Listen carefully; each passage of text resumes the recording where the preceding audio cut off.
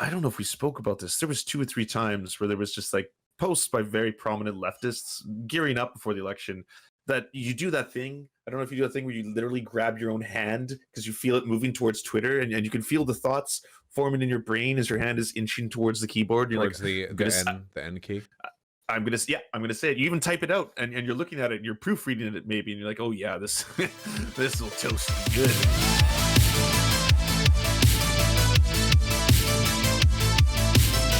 Hey! Oh, there we go. Hi, VAUSH. Can you hear me? Howdy, and I can see you too. Oh shit! All right, hold on. Let me adjust my levels here. Hi everyone. Hi America. How you doing? Thank you. Wait, I'm sorry. You had your eyes elsewhere. Are you streaming right now? Yeah, sorry. I'm simul streaming. Well, sorry. Gotcha. I'm streaming on the YouTubes. Let me. How's that working out? Have you gotten super chats yet? The one where fucking YouTube takes a 30% cut away. I haven't. Well, okay. So I'll be honest. The first time I streamed on the YouTubes, I did it with your lovely Tim Pool debate.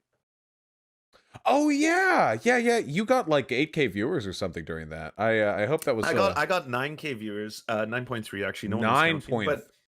But that was because of the meritocracy. That's because I picked myself up from my bootstraps. I worked really hard, and because of that, I had 9,000 viewers, and I also get that kind of viewership on a regular basis. Oh yeah, that's true. Yeah, it was just hard work. It's true. It's 100% true. Had nothing to do with anyone helping me out or giving me access to play that kind of footage. So, well, you know. I look forward to future opportunities to prostrate myself in my audience before you.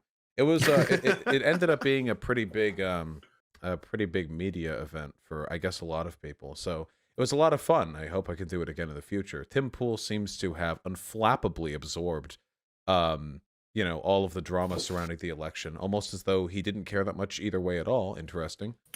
And are you saying he's perfect centrism, as all things should be, balanced, very harmonious? Well, how you doing? You don't even have a fucking stake in this, you fucking Canuck. How you doing?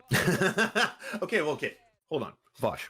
I wanted to do that thing, all right? I noticed that when we had our first Black Prime Minister, Justin Trudeau, he would have to call in to his counterpart, whether that be Obama or if that be Donald Trump, and in this case it's going to be Joe Biden, and offer congratulations. So I figured I would do that. That's what I'm trying to facilitate right now between the two of us.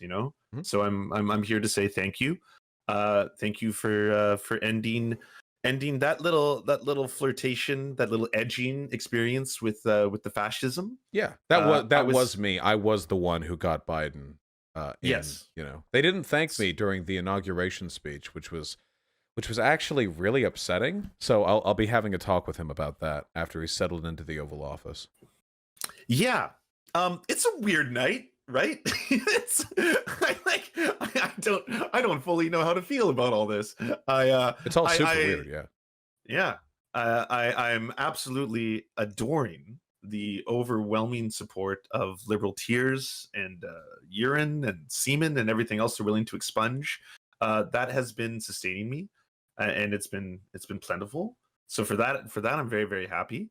But yeah, I think that acceptance speech pretty much reminded me exactly what we're in store for the next little bit. Yeah, well, there are some nice things that are going to happen right off the bat. We took a look at some of the executive orders Joe Biden plans on passing day one, and some of that's pretty good stuff. There's obvious stuff like getting back into the Paris Accords. He's also going to be restoring campus protections for transgender students, which is going to be nice. So what about the $15 minimum wage? That is not, but you can't executive order that. That's going to have to go through. Yeah. And that's the big issue. That's why I don't know how much you've been following the nitty gritty, but it looks like the Senate is going to come down to 2 special elections or 2 runoff elections that are being done in Georgia. It's very unlikely that both of them go blue. If both of them go blue, we take the Senate. And if one of them or both of them go red, we lose the Senate. I have been following it. So come January, you could have the Senate, basically, is what you're saying. Yeah, we can. It's a very, I feel like it's a solid 1 in 20 that happens, but we'll push for it anyway. I don't know if you noticed, by the way, I'm drinking the Karen drink of choice because I figured it feels apropos for the evening. I don't know if you've I if you've am had the pleasure. utterly ignorant of all things alcohol related, so I'm afraid it means absolutely nothing to me. I'm sure there are people in my chat, however, who seem to recognize the noteworthiness. You're one of the most famous people on the internet, and you don't know what White Claw is? Not How one have of the the memes famous people. avoid? But how have the memes avoided you? I I don't. listen. I only follow like 200 people on Twitter, so I keep my Ah, meme intake very curtailed, very narrow. Okay, wait, it's ah. 388 people on Twitter now, I guess. Oh, okay. Well, thank you for making me 388. That's good to know. You were like number 17 or something. You were one of the first people I followed. You've been doing this longer than I have. What, Twitch? Or no, you mean Twitter? Well, no, on Twitch, haven't you?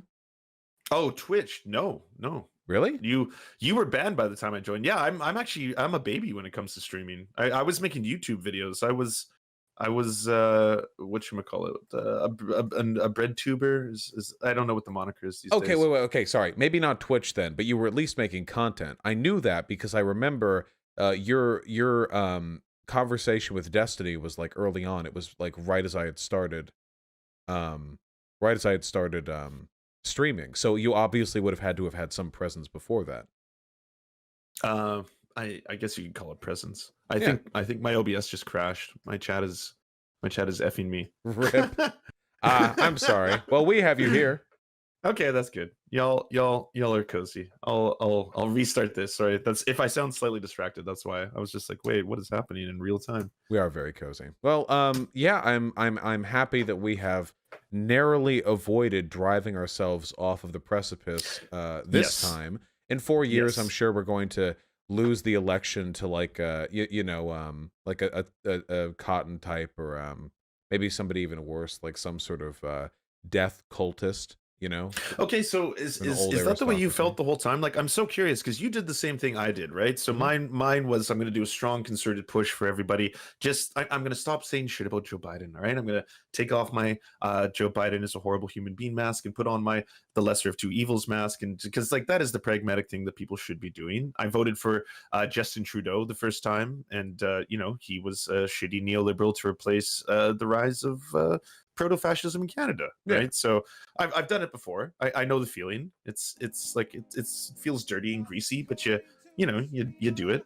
But was your idea that like were you worried about this evolving into I don't know what you would even call this the 4-year plan like 2024 we're going to get Tucker Carlson? Well, I think that was going to happen either way. What I reject is the idea that voting for Trump for a second term would solidify some sort of like big anti-fascist base on the left. I don't think that's true at all. I think the more time you have in power, the more time you have to develop a base. Like Yes. Trump lost this election with a higher vote total than any previous presidential candidate who won. He was able to mobilize a lot of people. The longer we let these people stay in power, the more power they're going to be able to maintain. I think people who grew up learning about manufactured consent and the established interest of the bourgeois would recognize that the longer you let power fester, the harder it is to get out. But evidently not. I still think there's a decent chance of a worse fascist coming along down the road. I think having Mhm. Biden as an intermediary lessens that chance. Yeah, I completely agree with you. Yeah. There's I mean, yeah, this is going to be a bit of an echo chamber conversation, but I wasn't hey. expecting to debate you. Yeah. No, I do think there's still a decent shot of us getting kerfucked in 2024. But I think maybe, I mean, we can see the tide of this country shift a little bit. I think 2016 was a pretty remarkable election. You know, Hillary Clinton was legendarily unpopular, and even then, she did still win the popular vote. So maybe this Mhm. country will trend positively. Hopefully, the Hispanics coming out like much more for Trump than expected. Hopefully that is Mhm. not like a permanent demographic tendency. Hopefully that's Well, just did them you not see the liking Joe. stats on that though? Yeah, I Like I was did. looking at the stats. It was like, isn't it overwhelmingly Cuban? And yet at the same time, the other demographics were like they were not shifting in the direction that it's made out to For be. the other demographics, I think that it was like 1/3 who voted for Trump and 2/3 who Okay. voted for Biden, which would be really, really favorable if they were the majority. But since we're counting on them to be the very blue minority, it's still a little Mhm. bit harrowing. I expected the heavy turnout from Cubans, though. They consistently fuck up Florida, so, you know. Yep, that's Yeah. pretty much it. Okay, sorry, I'm back, and now you have my full and undivided attention. I've done the Nice. Happy internet to thing. have you back. Yeah, thank you. So yeah, what I don't know, man. What are you feeling? Like, I feel good. I feel fantastic about what's accomplished, and I feel confused in terms of like, did you see the Politico mock cabinet? I'm sure someone shared it with you so far. I did, yes. Yeah, and how horrifying it looks. Well, But I that's one possible cabinet. I wasn't expecting his cabinet picks to be especially left-leaning, you know. Hopefully Bernie Mhm, remains on health, you know, mhm. and we can see good stuff coming from that. But I do expect him to do the bullshit bipartisan appeal. I very much expect that. I'm not looking forward to anything good coming from the next 2 years, especially. I'm just looking forward to things not getting worse. But that does mean something. I don't think we should discount the value of that, you know. If Mhm. we when you're in, you know, when you're in a you're in the movies, you know, when you fall down a trap pit into a room where the walls close in, and you find a way to prop something up to jam the mechanism and buy you a couple hours time to think of a way out, you don't besmirch the fucking the person who managed to jam the mechanism, you know. That's a good thing. You bought some time. A Mhm. lot of people are really contemptuous of any solution that doesn't immediately abolish capitalism and establish, you know, a proletarian state. And what can you do with these people, you know? It's not a switch, you're saying? It's not a switch, no. Oh, No. oh. It's I was led astray. I was led astray by Twitter. Twitter no. told me that we just do one thing. If we can all just, we can Wakanda forever our way It's into a an end or an bimodal abolishment. spectrum, much like gender. Ah, You know, you have all yes. capitalist and all socialist, and then it's just a trench of workers' revolutions in the middle, you know? I will say this because hey, I'm loving the hopium because I'm a hopium kind of person to say the least. I will say that like there has been an incredible surge of just I would say leftist rhetoric, leftist thought in the United States, especially with the advent of the Bernie Sanders run, to say the very least. Not even the first one, the second one. At this point, I saw those closing polls on Fox News, of all places, that were saying healthcare should be a human right, Mhm. that were saying what is it, that housing for all isn't exactly like a controversial idea, stuff like that, stuff Yeah. that is supposed to be far leftist, radical, pinko commie But nonsense. it uh pulled well. Yeah. it resonates with people. Well, I think that's going to be the lesson that we need to teach right now. We have two contradictory trends in the United States of America, and unfortunately, it might be really difficult to navigate them. First of Mhm. all, neoliberalism is fucking done. Nobody comes out to vote for that shit. People voted for Joe Biden because he wasn't Trump. That was the main impetus of getting people out there to vote. We know that because we did pre-polling on why people chose Biden over Bernie. We know why they came out for him. Okay. So what gets people actually out there? Well, fascism gets people out there. Absolutely, of course. We know that because these people are scared that black people are going to come and rape their white wives or daughters or whatever. So they're terrified and stupid and they'll vote. But on the left, how do we get more people over? Well, it seems like there are cultural narratives that look bad for us from a moderate perspective, stuff like defunding the police. I don't think anybody won their election because they were pro defunding the police. I do think there were some Democrats who might have lost it because they were accused of being pro defunding the police. But on Mhm. the other hand, there's very far left shit that seems to be taking root in the minds even of right leaning people. Like you said, the unions always been a solid push, $15 an hour minimum wage, and even with regards to healthcare, a more progressive healthcare system seems to be something pretty much everybody in America wants. So the difficulty is going to be threading the needle of how do we bread pill the Republicans and the moderates with progressive economic reform without compromising on cultural reform that's going to be used as a spook to try to scare off white voters. How do we simultaneously get people on board with stuff like better healthcare, $15 an hour minimum wage, without getting people terrified of BLM rioters and looters? That's really difficult to do because as much as I appreciate an intersectional approach, part of being intersectional is learning when it's important to divorce certain subjects, in addition to knowing when to unify them and address them sort of collectively. And I'm not personally willing to accept any future where we give up on progressive issues, but that's going to be the difficulty. How do we thread that needle? Sorry, I talked for a while, but yeah. No. But do you ever listen to the podcast It Could Happen Here, Yeah, or have you yes. ever? Yeah. Yeah. Okay. That I think it was like 3 episodes ago. One of his episodes really resonated with me, where he talks about, again, the rural American, right? What does the poor white American, for example, the one who's been disenfranchised and famously doesn't feel like the what is it? The liberal elites are speaking for them. They're kind of like they feel isolated, and they feel the same alienation as everyone else does. I mean, everyone suffers under capitalism. I'm sure I'm preaching to converted here. How do we reach them? Because at the moment, who is reaching them is Fox, is Tucker Carlson, is Breitbart, is everyone who's saying, by the way, I hope you understand this. These problems are the globalists and the elitists. And yes, all these, they weave in that populism with the idea and these classical ideas of, yes, it's not hard to point out that there are rich people and there are poor people. That there is more rich people, that there is more poor people than there is rich people, and that is growing. And your inequities are growing. So at the same time, if they can tap into that podcast really made me realize we, as I guess the left, have to also be able to. I'm not saying we have to appeal to people who are already far gone and Nazis, right? Like I like what you do in terms of like you ridicule or you debate those kind of people. I have fun with the margins, but most people, margins only exist around a center, a large center. And I feel like the 98% of Republicans are capable of being moved, at least on some pivotal issues. Well, it's that thing, right? It's that old adage. Like, everyone wants to secure a homeland for their children. No, everyone wants at the end of the day. Well, they do. I mean, they do though. That's the thing. It's a matter of how exclusionary you want to be with that.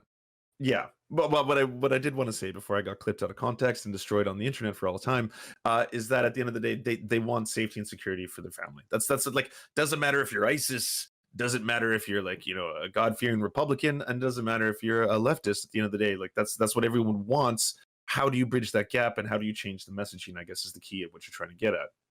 Yeah. Well, yeah, of course. And with regards to mobilizing these people or to moving them over, when we talk about the work, so first of all, when we're talking about the conservative base in America, more than anything else, we're talking about men and white people, more than anything else. Not even poor people. The poorer you are, the more likely you are to vote Democrat. The strongest base of Republican support comes in the suburbs, where middle or upper middle class whites clutch their pearls anytime they hear about a convenience store window being broken as some homeless guy steals a payday bar through the little grate.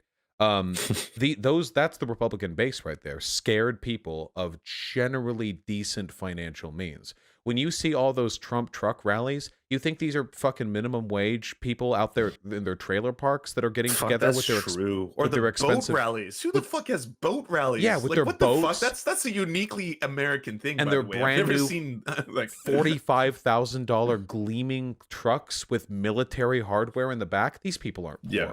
So yeah. There are a lot of lefties who do this, and I hate this. When they say the working class, they mean white people in this country. I feel it's almost like a dog whistle. The working class in this country is, and has for a very long time, largely been people of color, working class, immigrants, and black people trying to eke out an existence in a country that despises them. That's the working class in this country. If we want to change the minds of Republicans, it's not a matter of addressing the working class. It's a matter of addressing white men.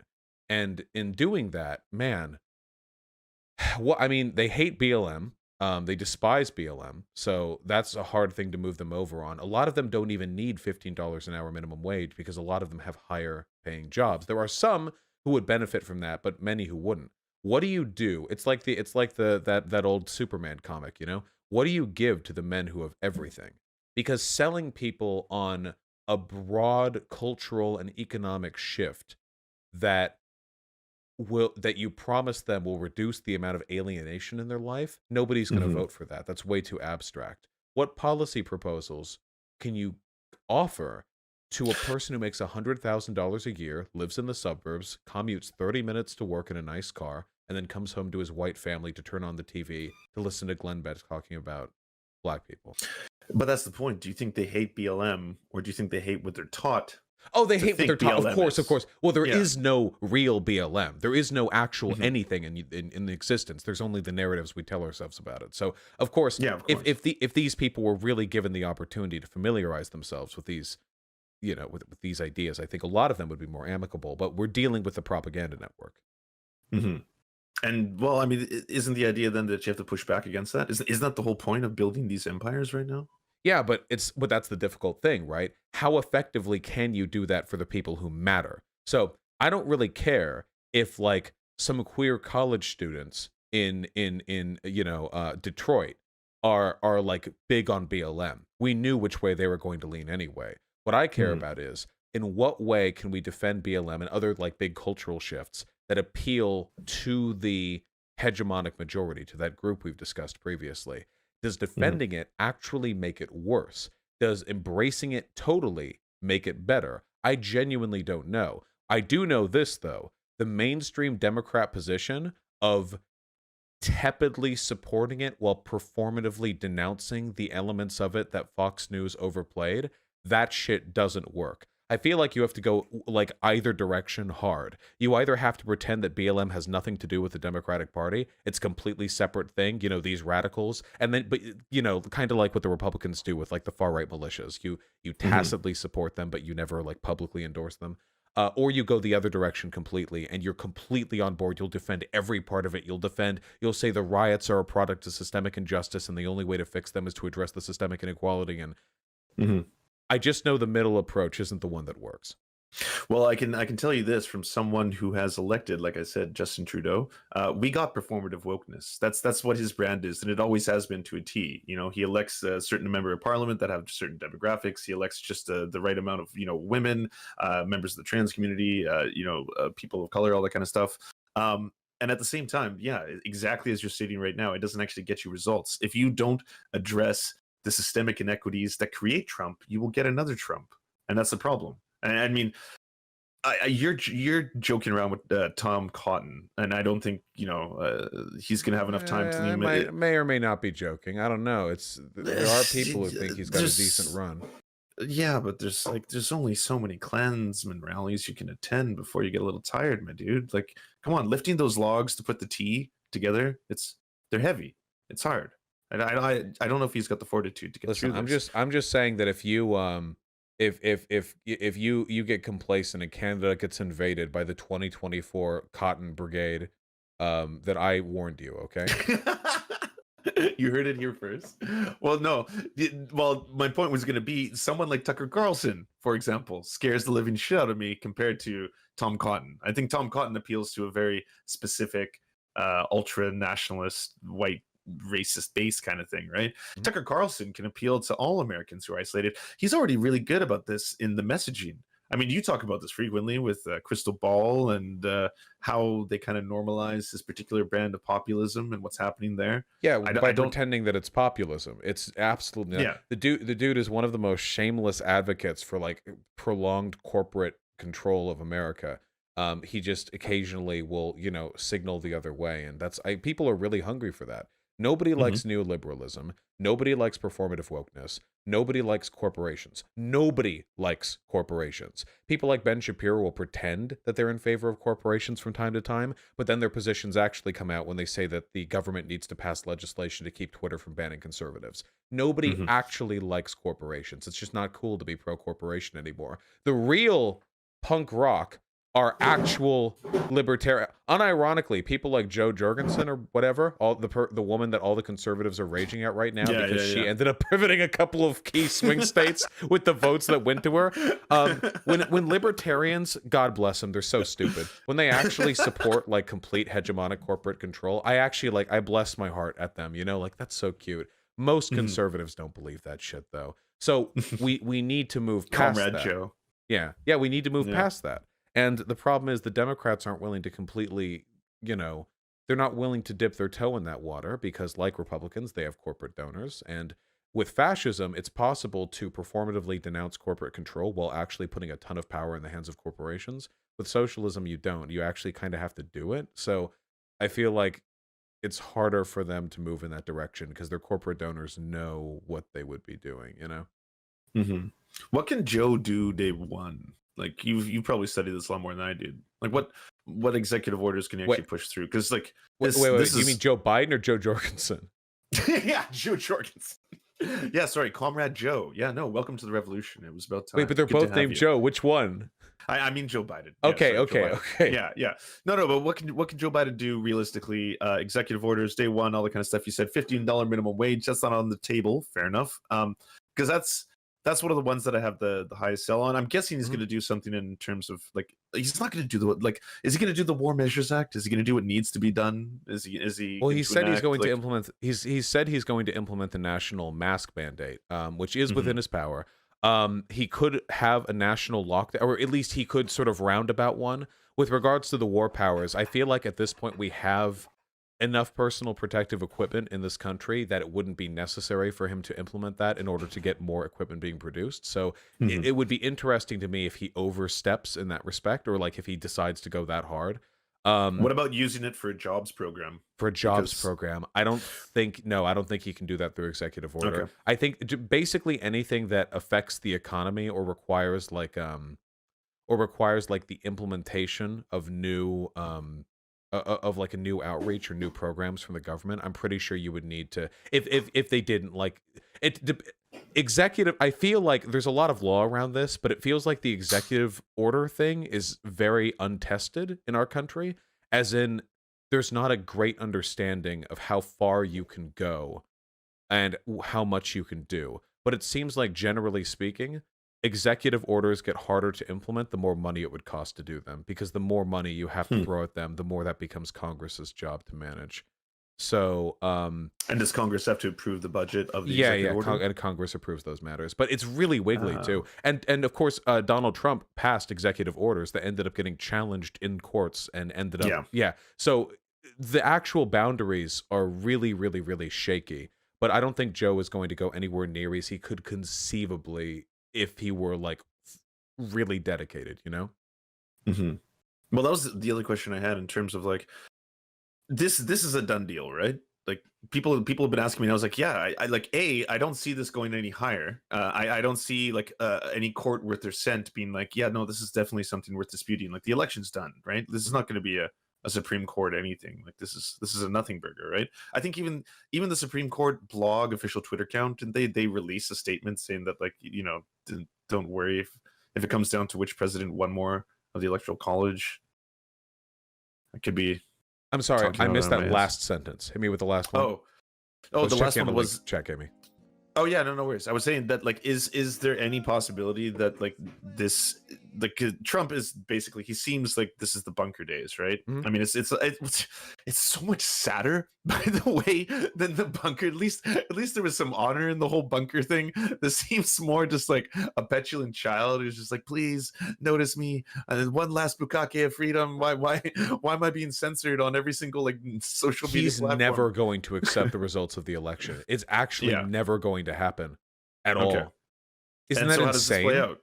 Well, yeah, I'm sorry. The last 4 years have been like Yeah, yeah, yeah. But I've like, been in a never-ending spiral of what the fuck is going on. I've said this before, but I still firmly believe this. Like, if Donald Trump wanted to, he could actually cement long-term cultural power with a really, really, really good concession speech. He could talk about Mm, how, he did his best at, mhm, however, the powers that be and the mobilization of the state and big tech, they don't want him to be president one more time. He never actually says he didn't lose. Just say they don't want him to be president, and that he basically dog whistles QAnon, that he had work left unfinished, and that he hopes that he or someone high-minded like him will take up the mantle sometime soon, but this country's got a rough 4 years ahead of it. If he could signal with some dignity, like this really far-right conspiratorial bent, he could do a lot of damage on the way out. Unfortunately for him, he's a fucking moron, so he's not going to do that. They're going to drag him up to the podium for his concession speech, and he's going to read from a postcard that he's shakily written on about how he didn't actually lose, and how Twitter has it out for him, and he won bigly, and so on. And then he's going to go off and, I don't know, sit in the penthouse toilet for 2 weeks until he kills himself. But yeah, yeah, the Elvis style. Well, I was gonna say though, if you were the one who came up with that speech, I wouldn't want to have to be the staffer who tried to sell him on it, because that would never work. Where you're like, yeah, Mr. President, there is a chance you could walk away from this and your legacy would be preserved forever. You just have to be, well, you have to use something called dignity. I'm not going to try and explain that to you, sir. It's going to be far beyond the pale. But anyways, you would have to use that: grace, aplomb, all words that are new. I know, word of day calendar. You're getting 4 all at once, and then on top of which, you may have to concede like that. That would be like, what is that, command exe or whatever? He would break on the Yeah, process. yeah, of Like course. yeah, He's not capable of doing it. There's no. something that I find interesting. Some people say, like, we worry about a stronger Trump coming eventually. You know, like Mhm. we worry, this A is just competent Trump one. level 1. What if we get like Trump level 3, who's not an idiot Yeah. down the line? Mhm. And I wonder, Shang Tsung. does Trump's idiocy actually help him? I think it actually does. I feel like if Trump was like a conniving, intelligent bureaucrat slowly clawing his way to power, and he actually was capable of, maneuvering the political system without coming off like a fucking brainlet, I feel like that would actually hurt him because he wouldn't have that same attractive charisma that lends him the public support he has right now. Like being a fail son though, because he's like the ultimate fail son. Well, they There's want no that because better. Republicans are fail sons, so they see themselves in that. Ah, that's interesting. I didn't even think about that. He's an avatar for all of them. Every fail son. I am your fail son. Je suis fail son. Yeah, that's why he's like a whole social movement. People were so Yeah. mad about the Hunter Biden thing. They wanted to expose an enemy fail son that they could project their insecurities onto, and it turns out Hunter Biden is a fucking Chad with a horse cock who just fucks bitches like 24/7 and doesn't give a fuck about anything. And then Yeah. and then like now it didn't stick. Notice how, by the way, when was the last time any of you heard anything about Hunter Biden or a laptop? I haven't heard any shit in a week. They completely dropped that. Even the voters stopped caring the moment the election happened. They knew that was nothing from day one. They knew that was worthless. Well, not to mention, okay, horse cocks aside, and foot jobs and all that wonderful stuff, and then normalizing sex work. Also, did not expect that. That was wonderful. That was the first time that it humanized him. Like, holy shit! I have a hard time doing like Joe Biden apologia, right? All of a sudden, it's like, hey, by the way, here's the worst and most damning thing about Joe Biden. He was a good father. He was a very wonderful father. He said, "I love you, son. We're gonna get through this." I was like, "But that's your October surprise? Seriously, horse cocks and I love you, son? Like that is so fucked." Like There was that funny 4chan post where they said like, "Wow, what were these Hunter leaks for? To make us want to kill ourselves?" Because it was like Hunter Biden, 6'2", horsecock, has white children, fucks people every day. Yeah, I don't know. I mean, politics is all about sex anyway, so I feel like we were all just waiting for that conspiracy. That's why, I mean, so many people were obsessed about the Stormy Daniels and the P tapes early on with Trump's presidency as well. Obama, I feel like, was a really unique exception because Obama seems like he actually is a family man, which is weird. What was the worst thing Obama ever did? Dijon? Was it Dijon? Did he put Dijon on a burger? Well, there were the camps and all bourgeois. the drone bombings and stuff. But no. Those are the worst, the real things he did. I'm talking about what the media would say. Like, okay, what is the Obama worst controversy? What's non-scandals. Obamagate? Yeah, the worst non-scandals were the tan suit. Also, the whole Michelle Obama's a man thing, and then all the totally not horny people would. All the totally not horny people would. Oh, of course it's racism. Yeah, and they draw her as like a gorilla or whatever. But we know they're jerking off to this shit. They're drawing her with like a fat cock packed under her dress. Like we know. Like one of the things that really bothers me is the absolute transparency of their hypocrisy. If you're a racist piece of shit, have the dignity to not jerk off to black women, okay? But they fucking do. Like, if you're gonna be racist, you can't. You can't do both, okay? You can't hate black people, but then clearly thirst after them. It's really weird, Oh, and also come lunchtime, it's like, time for tacos, friends. Here we go. Time for tacos. Also, with trans people, time for the mastery of the white race. They do this harder with trans people than literally anybody. I swear to God, if you go on 4chan, these people alternate. They like oscillate like a metronome between virulent transphobia and the fetishization of feminine people with penises. They like snap back relentlessly. Okay. All right, well, I have to ask, are all these memes that are popping up all over the place where all these like MAGA people are like, I'm going to transition now, are those real? Are they like, I've seen so many on the internet where it's like, I've actually, like, I hated who I was, I'm ready to transition, but like MAGA was the only thing keeping me because I thought, I was going to be able to purify myself for all this kind of stuff. Like, are those memes? I feel like at least some of them have to be, right? I mean, there are plenty of people in my chat right now, literally right now at this moment, who were conservatives who only realized they were trans around the same time they realized that their previous politics were dog shit. What? Yeah. What? Yeah, wow. It's like the Christian and being gay thing, right? Like usually realizing that your politics are incompatible with your lifestyle comes along with recognizing who and what you actually are. Yeah, somebody just said, yeah, this happened to me. Yeah. Yeah, this is like a modern day phenomenon. Then it is exactly the parable that you're explaining, except it's happening in real time before our eyes. Conservative transitioning is going to be like the mail-in votes, okay? With Democrats, because they're on board with the trans thing, they're going to go a slow, steady curve up with more trans people. But with Republicans, the cope of the election is going to have a sharp jump up. and then like flatline as the next Republican president comes in. So it's exactly like the mail-in ballot quote unquote fraud. Well done. And Well done. God, Which and was totally Godspeed to real, all by of the way. them. Totally real, by the way. Not Yeah. made up. Totally real. Hey, are y'all gonna pardon Trump? Y'all gonna give You know, Trump I don't have any big... fucking control over that. It's probably gonna happen. I'm not saying you. I'm saying is Biden gonna pardon Trump? It's probably 'Cause gonna it seems happen. I felt like we got the opening salvo of that. I felt that was in the cards. It's almost Unfortunately. guaranteed that it's going to happen. There are three main reasons why they kind of have to. First of all, there should never be consequences to being the president, ever. Of course not. What are war crimes? Yeah, Hey, if there are war crimes, am I right? yeah, if there are consequences, that sets a bad precedent for future leaders. You don't want that to happen. Second you of cannot all, be a president and not a war criminal. yeah, oh yeah, I mean, pretty much, yeah. Second of all, it would make him a martyr massively because he has enough lawyers and wealth to drag out the proceedings for years and years and years. He's an old man. He might even die before we actually get a ruling, and it would just turn into Russiagate 2.0, and people would say they're trying to kill him because he holds secrets about the deep state.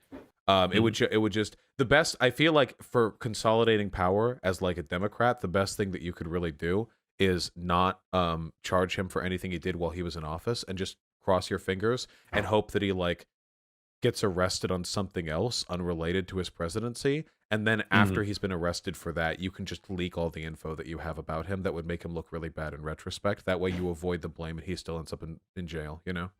And he can also get he can only get pardoned for federal crimes, right? Aren't the state crimes still in play? Yeah, like, he's got a lot of crimes, so he can be pardoned for federal crimes, but the decision to go after him for state crimes would be like really, really difficult, you know?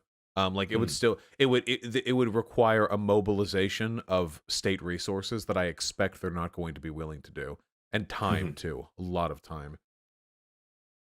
Man, I mean, he's suffering enough as it is. He's clearly handling this worse than literally anybody else on Earth. So I feel I feel like we're still getting so something. True. No, I was like, there's so many ways this can play out. I don't know what your week's been like. I know because we both been so busy with all of this, and like every day it has been a roller coaster of emotions. You know, Tuesday was a little bit sad. I had Chelsea Manning on my stream on Tuesday, and she was a lightning rod. VAUSH, like you have got to see her work. It's incredible. She was behind the scenes from the start of the day. As soon as the polls closed or whatever, the first polls, she predicted everything with mathematical precision, the likes of which I've never seen. Like, I know why she is a feared enemy of the state, or whatever you want to call her. It was a thing of consummate beauty. She got everything right. Everything right. I hope to speak with her at some point. One of the big issues I have getting I'll set it up. Big names on is that, of course, there's a lot of controversy associated with me. So a lot of the people who would otherwise getting be willing big to names come on, like, wasn't your election with like Shoe on Ed ContraPoints? Oh, then you had, like, of course, that other massive YouTuber, and then right after but him, they're already Chris Hayes is coming on, and like they're already mired in drama. I'd love to have like Congress people on, but of course then it would be like like Congresswoman Tlaib associates with anti-Semitic, far left Antifa, So we'll see. I feel like I've made my bed and now I have to sleep in it with regards to the controversy thing, but it's okay. I'm enjoying what I do. You've been so controversy free lately, though. I don't know what's going on. Is it age? I think I'm a little better at this now. Also, I just haven't been arguing with lefties. You know, there's always controversy that I can drag up. For example, a pretty prominent left-leaning black activist group or advocacy group on Twitter recently dug up an out-of-context clip of mine, got a couple of thousand likes on their retweet, saying like, oh, this is what the lefties we need. And it was a clip where I was saying I don't care about black culture in the context of I don't care about culture for its own merit. I think that all cultures should have the freedom to spread or interact or grow in and out of prominence on their own will. I don't want to defend cultures on their own as though they're a static thing. But it got clipped, and so they talked about it. And I have the choice at any point in time to push the nuclear button on this and make a video on it and just attract a fuckload of hate. But I'm really, really, really trying to focus on the election and class consciousness and other issues that I think are more ubiquitously interesting. And my channel's been doing well lately, so I think that's the stuff people care about anyway. I took a big page from, well, I'm gonna be honest, I still don't understand cum. I don't. just the acronym. I just mean the wordplay. I understand the purpose, and I took the purpose to heart. I think it was I don't know if we spoke about this. There was 2 or 3 times where there was just like posts by very prominent leftists gearing up before the election that you do that thing. I don't know if you do that thing where you literally grab your own hand because you feel it moving towards Twitter, and you can feel the thoughts forming in your brain as your hand is inching towards the keyboard. You're Towards like the end key. I'm gonna say it. You even type it out, and you're looking at it, and you're proofreading it maybe, and you're like, oh yeah, this this will toast them good. And then at the end of the day, I'm like, well, but to what aim? Like, what do I get from this? Like, I give Jack Dorsey, I'm sure, maybe like $2,000 because our accounts are both prominent enough that it's going to get a whole bunch of people angry. Their fans all go after me. My fans go all after him. But is anyone talking about the issues that matter? Are we talking about abolishing ICE? Are we talking about, even dismantling capitalism, comrades, or anything like that? Or are we just arguing on Twitter past each other? Are we screaming past each other for fucking days? Yeah, well, most likely. I mean, the point number one is never argue on Twitter. There's absolutely no benefit to be had from it. The only time you should ever argue on Twitter is if you can post short messages or videos or images that make other people angry. The only currency on Twitter is rage, and if you can get it from other people quickly and easily, go for it. But if you're actually going to try and like dig in the trenches to argue with somebody, what a fucking waste of time. I got so much happier when I stopped. Now when people quote tweet me or they shit talk me or anything like that, I just ignore them or I talk about them on stream and wait for my followers to dogpile them. I don't even have to lift the fucking finger. It's so much easier, way more drama free. It's amazing. I love it so much. It's way better. And it's zen in a way, I hope. It's zen. Yeah, it absolutely is zen. Because if I can speak selfishly for a moment, of course, I'm not by any means perfect, nor has my advocacy been, but I feel like I often get treated uncharitably. That would be a weird brand, by the way. VAUSH, I'm perfect.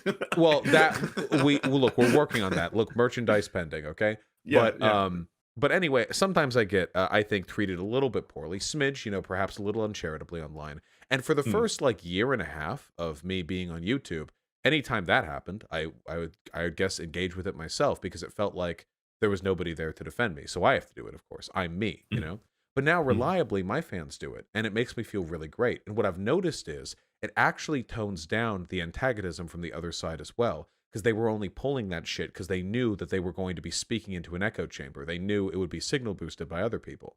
Whereas now that there's pushback, there's support, the general level of antagonism goes down because it's not worth their time anymore to argue with my fans. I feel like my I guess prominence has actually decreased the toxicity online by a pretty significant amount, which is pretty awesome. I wonder if there's going to be an academic paper on that, like the VAUSH report. I don't know. It's pretty good. It's pretty awesome, to be honest. But do you find that power also has given you the ability to have more catharsis online? Because I'll speak as a humble 40,000 Twitter account. I love that I can put certain people on blast, and I trust me, I won't talk of the beanie here. I know this is it's a beanie free zone now. It's a friendly beanie zone. But anyways, certain other people, like the drinkers of dog cum, for example, I like that I can put them on blast. I like that they can make a terrible tweet, like Steven Crowder can say something, and I can quote tweet him, and then I can get a whole bunch of people to laugh at that. Like that to me brings me some catharsis against the right and the libs now. I guess now it's the libbing hour. That's what 2020. Well, it feels amazing to do that. Yeah, obviously. I think the real I guess the only real hands off, the only the only restriction you have to put on that obviously is it's super irresponsible to dogpile good people who have made bio mistakes or just really small accounts. But most of the time we're talking about large figures, other large figures. And in that case, it's totally fine, totally worthwhile. You're not one of the people who does I don't get creators who take a 10 follower account and then quote tweet them. And be like, not based, and then all of a sudden it's like, some people just like ruining some people's days. You see that if you quote tweet a random reply comment, or if you here's a really annoying thing people do. They'll have an argument in the comments with somebody and they'll retweet all of their own posts just so they can get other people to jump in on your argument. That's pussy shit right there. If you're arguing with somebody, just keep it to yourself, Yeah. Don't Yeah. signal boost to get other people involved in that. You I know? agree. I'm guilty of that, but I'm guilty of that when I want like someone to notice me. Like I did that to like the other day. I'm sure you saw AOC was like, "Is anyone going to play Among Us with me?" And I noticed some huge accounts said like, "Oh, me," right? And I think you were in Oh there yeah, too. that's fine. That's fine. If that's an Well, honest, I was so scared I wouldn't have the power to be noticed. So I was like, retweet myself. Like right that is away. an honest, good, good fashioned signal boost that I personally Mhm. completely avow. It's a wholesome Yeah, I boost, endorse it. right?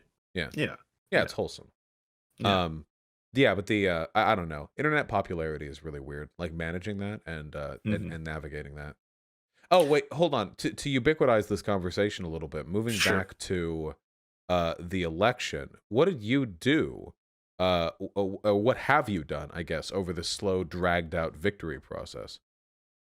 In terms of what, my celebration or my reporting? Yeah, yeah, well, all of it. Yeah, what have you been? How have you been hitting it up? You know, Like what substances or what statistics? what have you been doing, my man?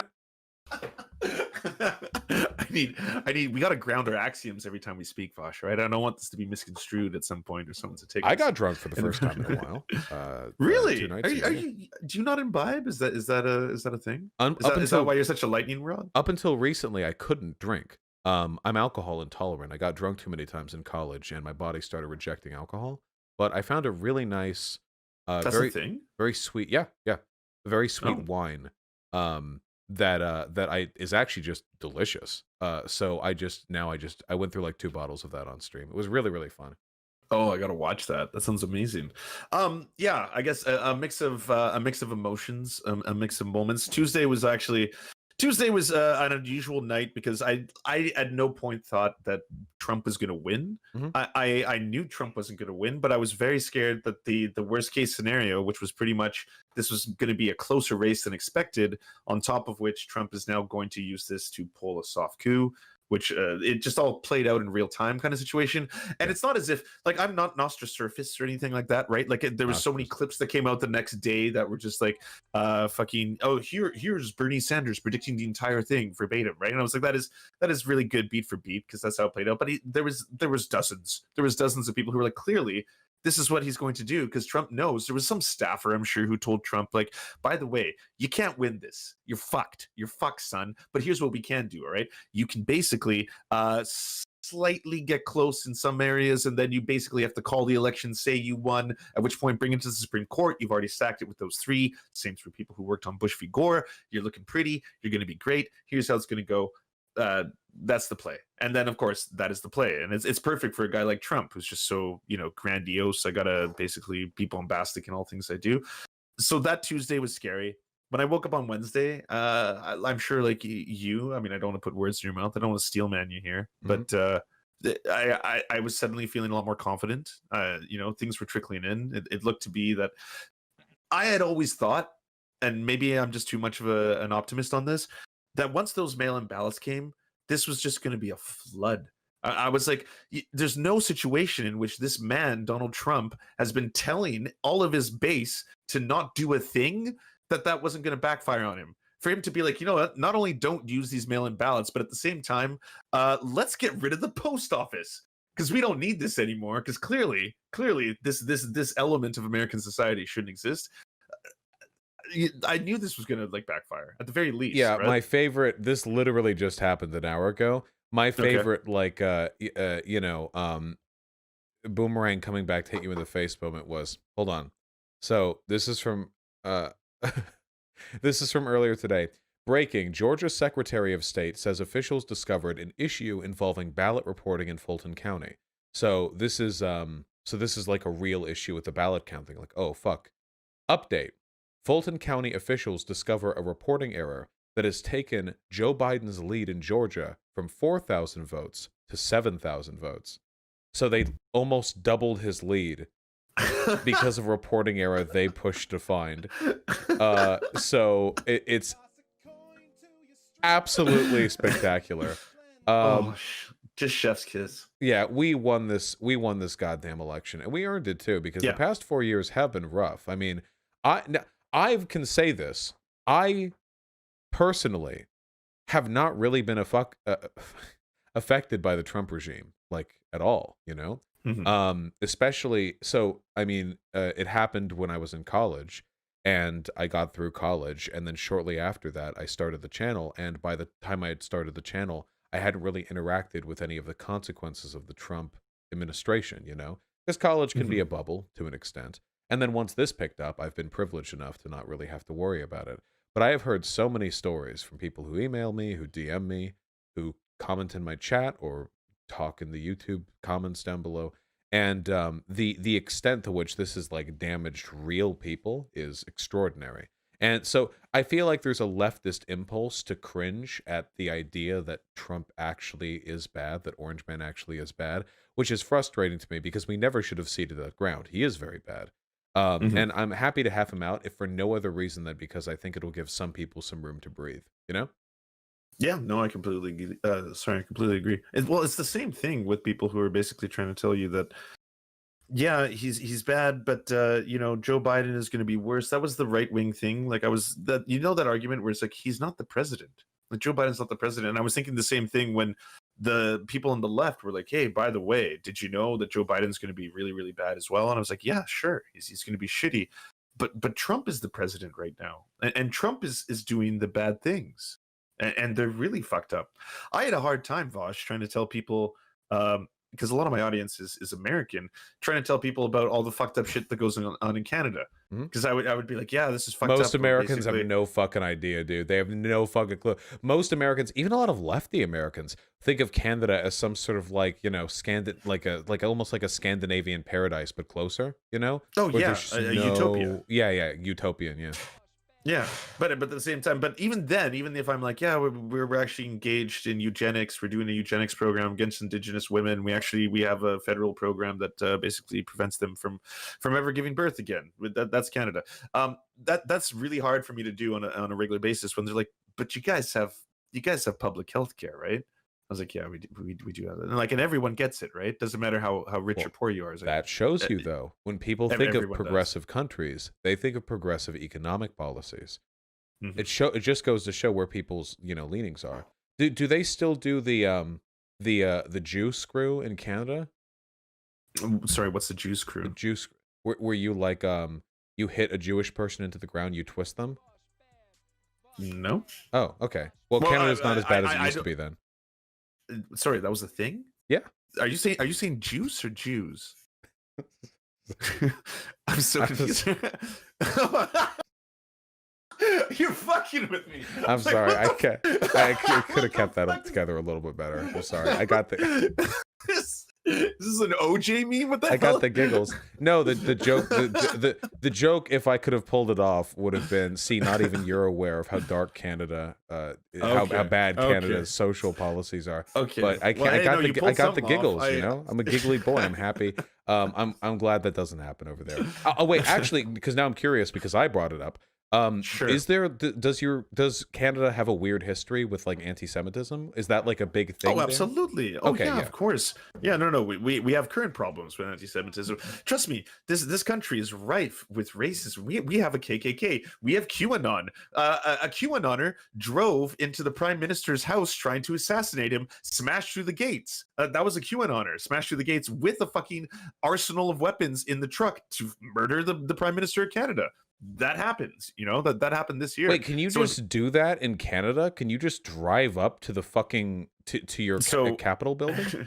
okay, so our prime minister's office is at a different location because there's asbestos in the walls in the actual one. It's the thing. Don't get me started. Anyways, so he drove through the walls of the gates of the temporary one, but the gates were of course quite reinforced, and his car got totaled. His truck, very powerful truck, got totaled, and it's very funny actually. So it's basically a QAnon or Nazi who tried to smash and assassinate the prime minister, gets the truck totaled in the act of, and then once they actually had a Canadian robot.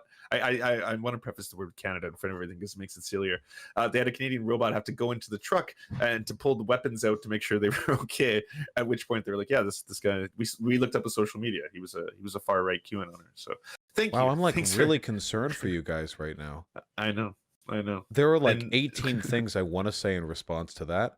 About the asbestos or the robot or the gates or any of that.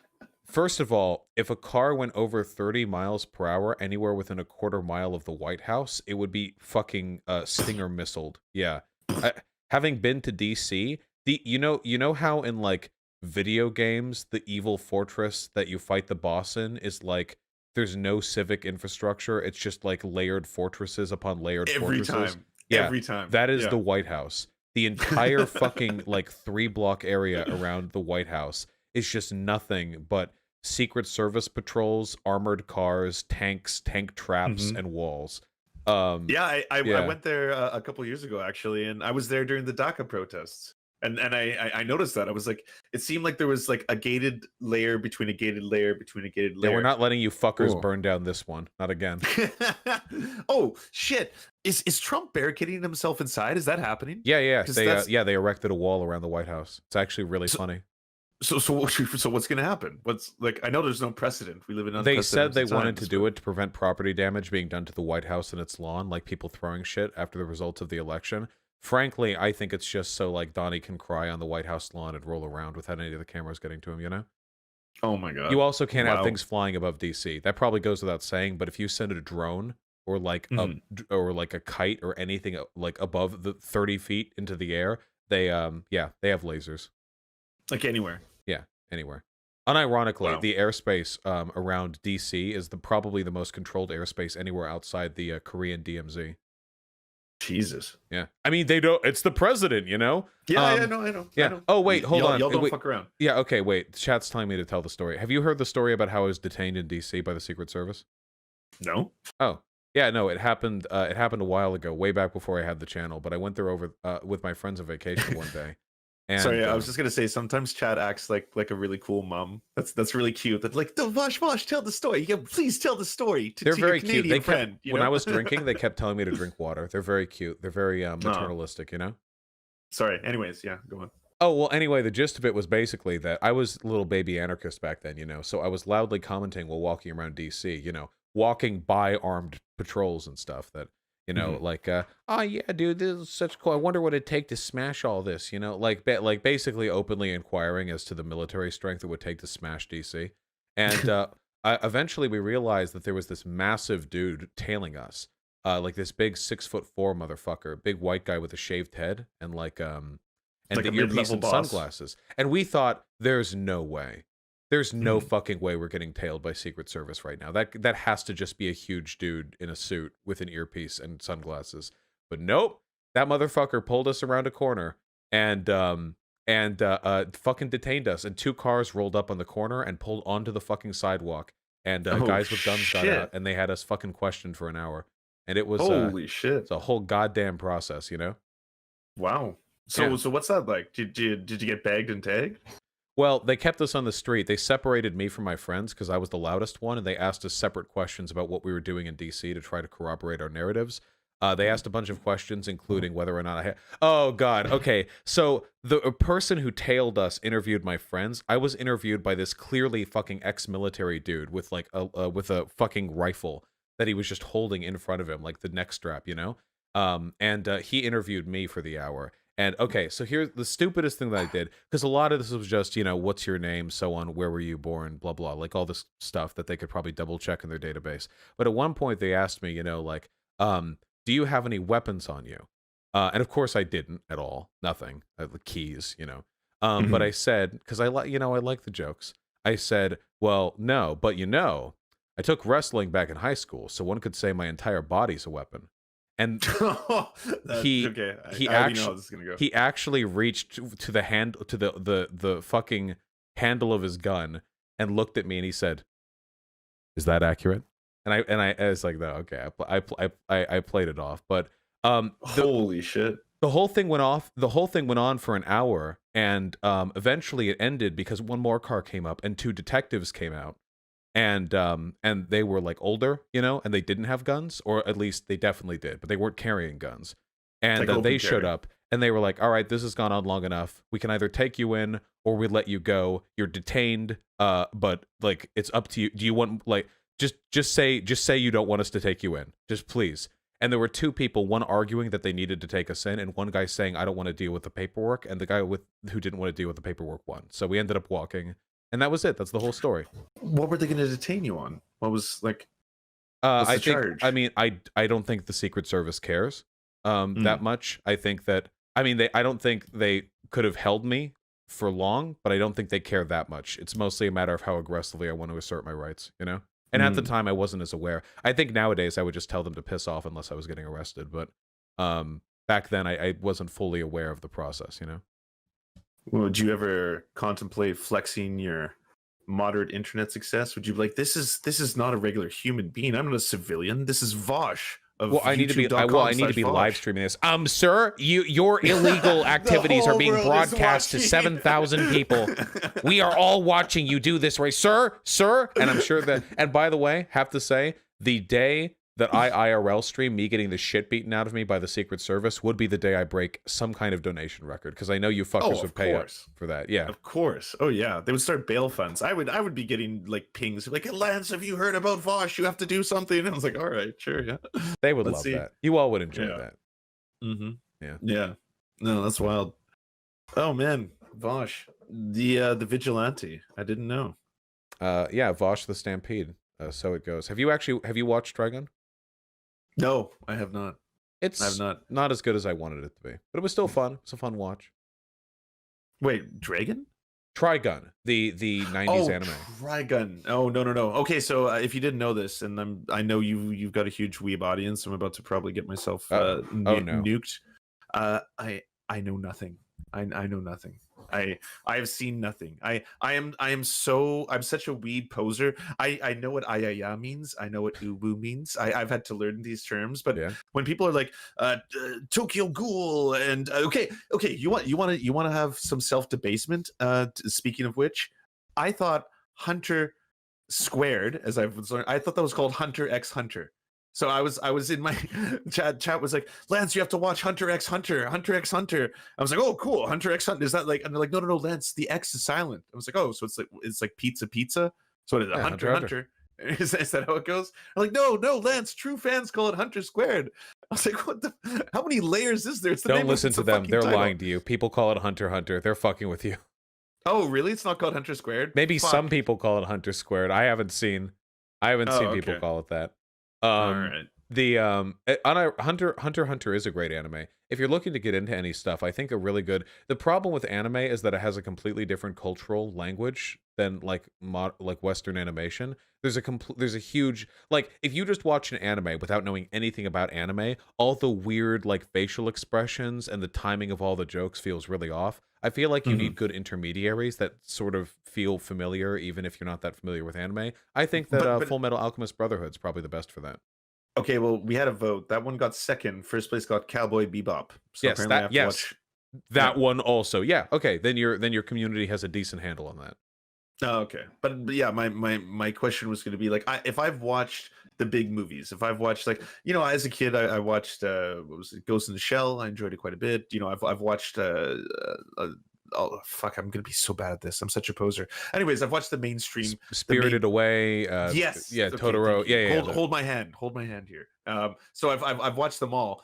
If I've enjoyed those, I understand the aesthetic, right? Like I get, I bridge the gap for the humor, all that kind of stuff. Or is it goes even deeper than that? I have to.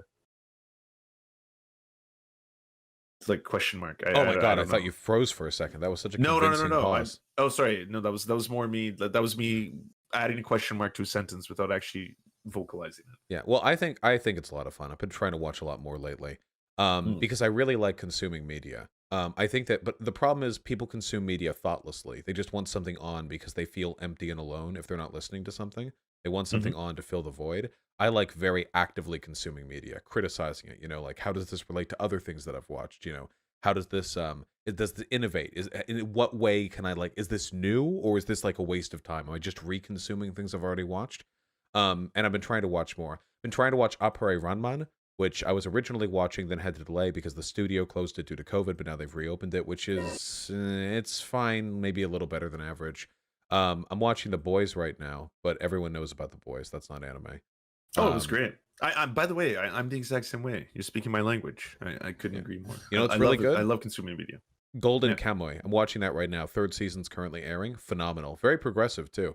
It's all about the gist of it is it's a crime heist. Basically, it's kind of hard to describe. It's basically a crime heist between a, a veteran of the Japanese-Russian War, and of a young Ainu girl, essentially an indigenous culture in northern Japan. And the show is very respectful and fastidious about the representation of the Ainu culture and all the unique cultural differences. And it's all very good. It's also very, very gay, which I appreciate, you know? Yeah, no, I'm like 25% gay, so that works out. There you go. Yeah, awesome. That's okay. I'll add that to the list. Yeah. Now I have so many different things to watch. That one's very underrated, by the way. Stuff like Cowboy Bebop, everyone knows that stuff. Golden Kamuy, I only found that because I saw it on the whim, and I really liked the costume design for the main character when I saw a trailer for it. So I thought, okay, I'll give it a look. Turns out really good. What do you know? But okay, I just have one last question though. Then what do you watch besides anime? What like? Because you just said you love consuming media, and I know about your predilection for anime. Like No, it's mostly widely reported on.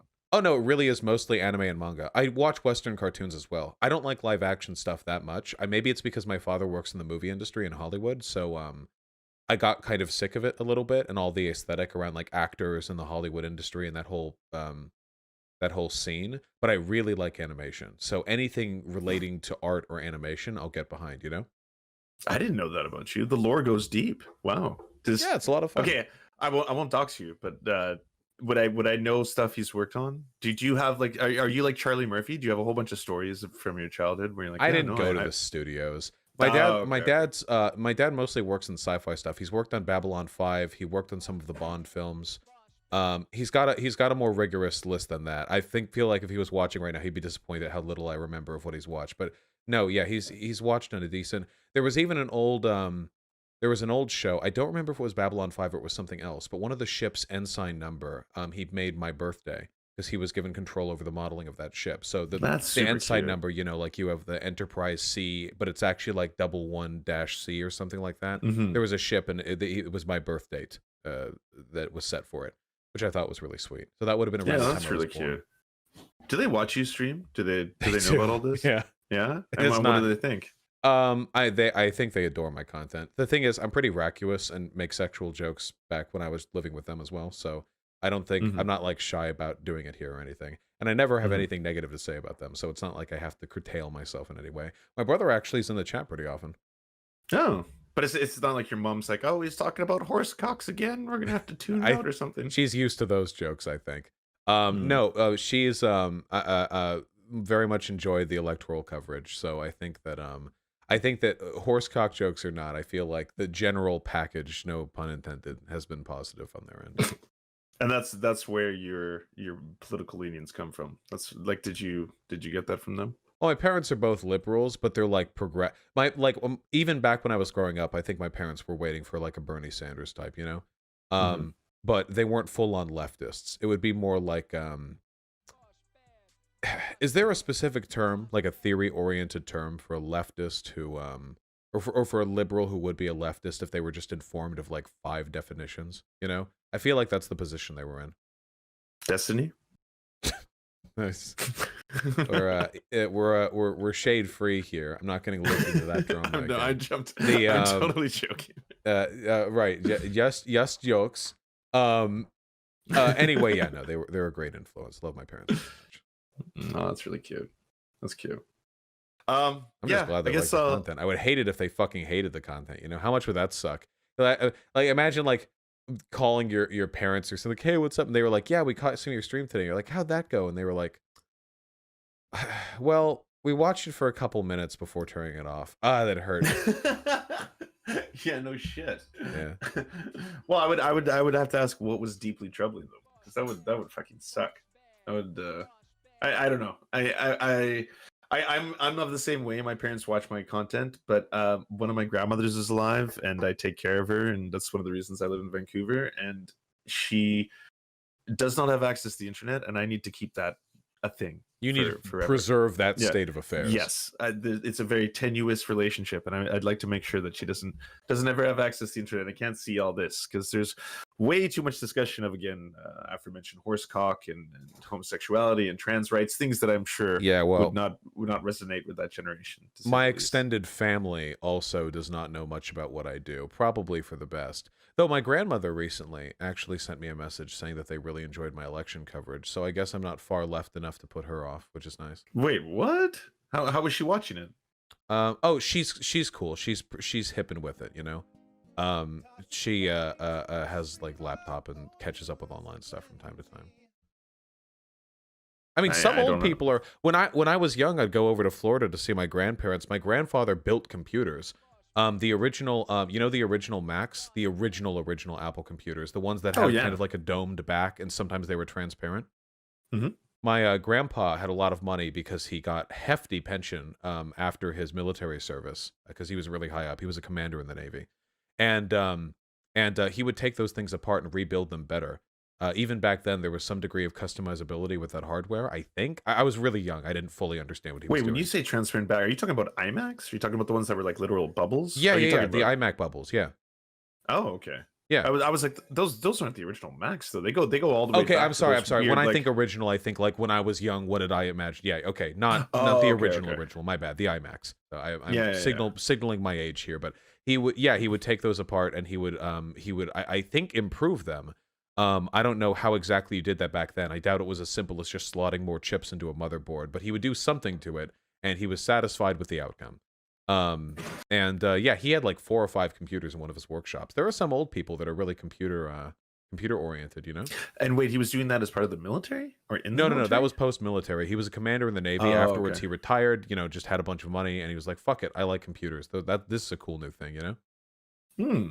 And that was at least okay. That's good. It was in the generation where he was just building little machines. When you originally said my grandfather worked on computers, I was like, oh, what, the ones the size of like rooms?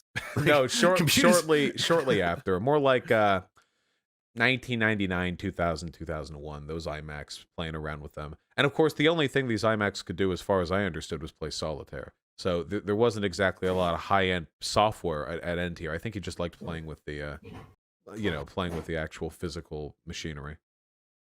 Did he was in the American Army, I take it, right? Yeah, you don't have like, I was like, you don't have German descent or anything. No, like he was in the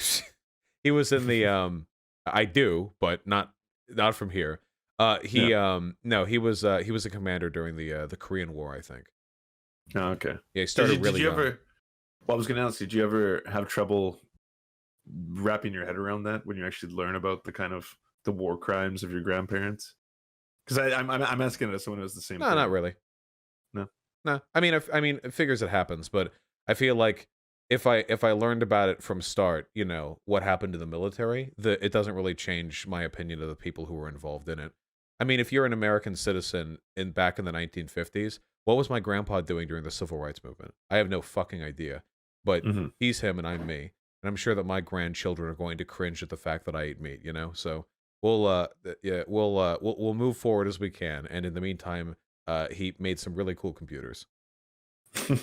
Hey, and by that point, actually, meat will be based because it'll all come in like little tubes that are growing on the side of the room or something. Well, then it's fine. If it's lab-grown meat, I think it's fine. I don't think there's anything unethical about harvesting meat from an entity that doesn't have any intelligence, sentience. Yeah, absolutely. It's literally like cutting off stalks of a plant, you know.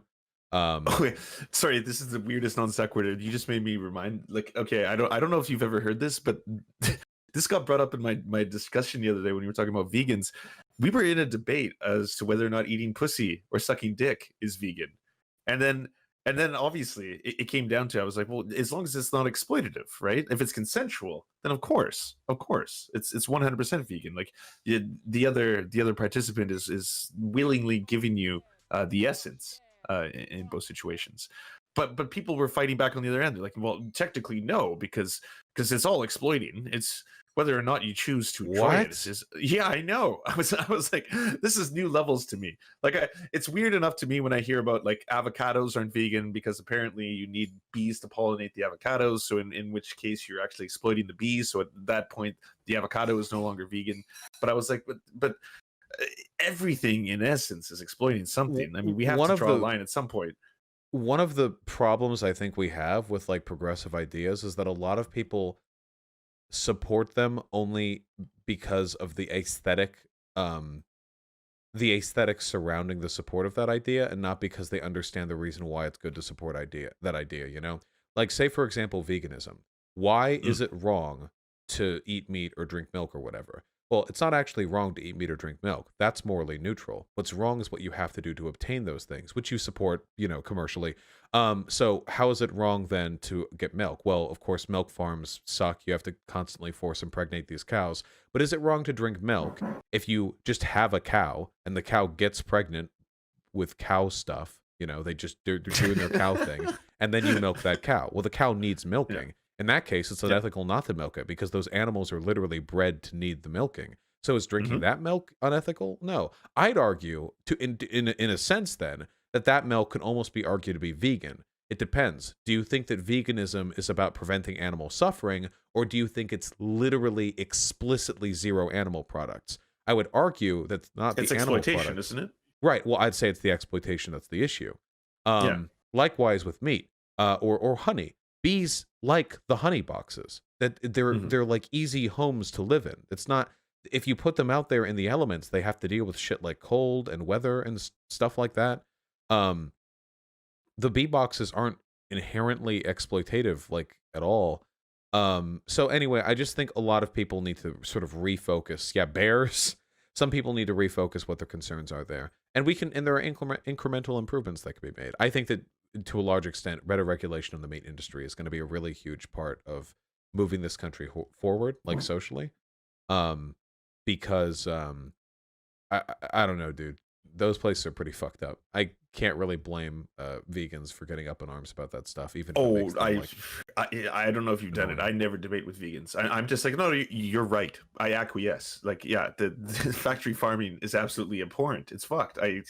Every time I learn more about it, I'm like, this has got to be one of the most fucked up, like, animal holocausts we like, engage in on a regular basis. Um, yeah, Yeah, but then would you say it's wrong to drink milk of a fellow human if they were generously giving it to you? well, I don't know. I don't think. I mean, I think That's not I exploitative. think that's weird.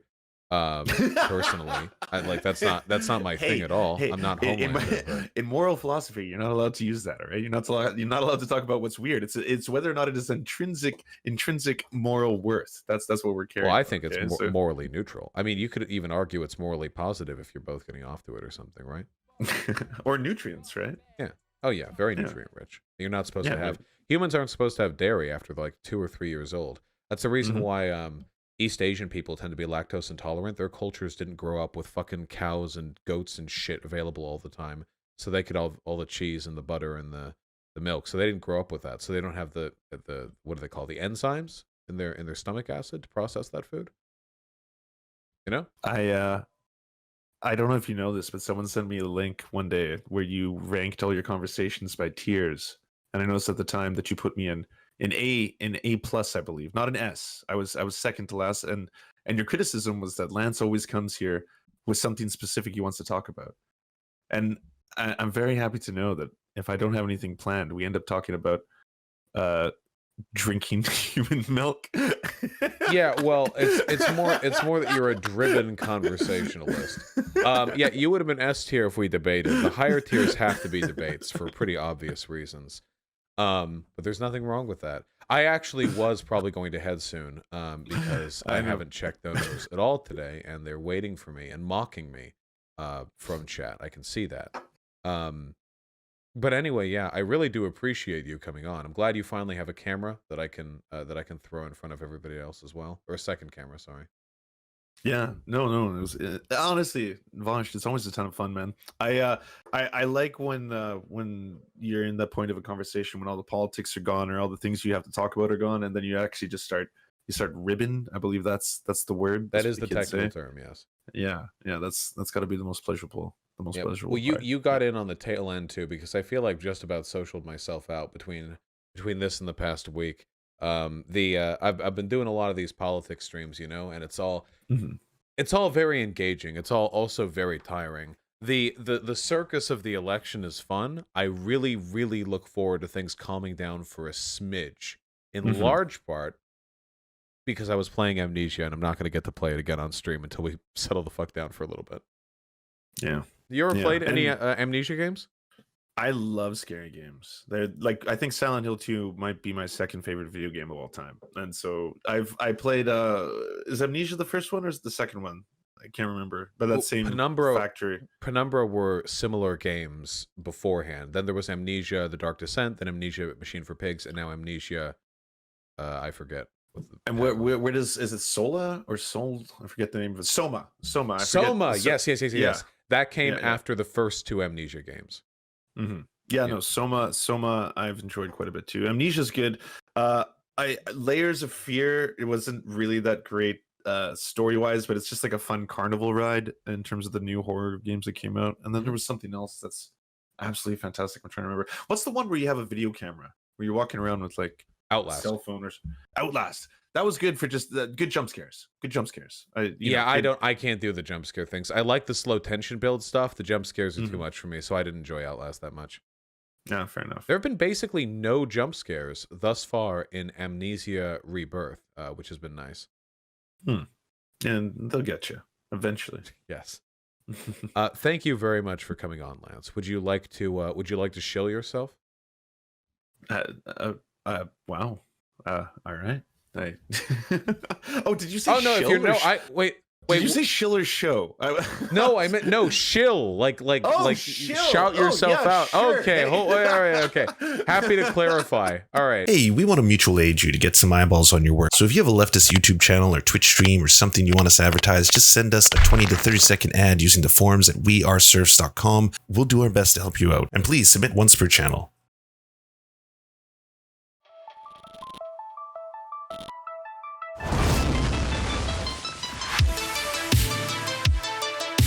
To our gods, Amrath, and Xander Quarters, we shall build temples in your honor. To our monarch, Tom Spiker, we live to do your bidding. To our lords, Jeffrey Lamb, Trevor R., Stephen, Nine Tails Cosmic Box, Han Josephine, Poppy Nelson, Ryan Lubin, Jimothy K. Meeble Beeps Jr., we bow meekly for your pleasure. And to our Knights of the Round Table, Josh Mickelson, Dylan Veit, Zach Christensen, Todd Buckingham, Todd Lajeunesse, Political Puppy, Ali Menthal, Jimmy Big Nuts, Andreas Chitoro, Good Poon Hates Cops, That's Solid Poon Then, Dr. Zayas, Joppy, Violent Orchard, Sophie Baby, Jack Darko, Thomas Barrington, J. Fraser Cartwright, Goofalankius, Melissa Murphy, Nicholas Marks, Alexander Thaler, Ramon Acosta, and Ali Retta Jaffer. We salute you. Love you all. Peace.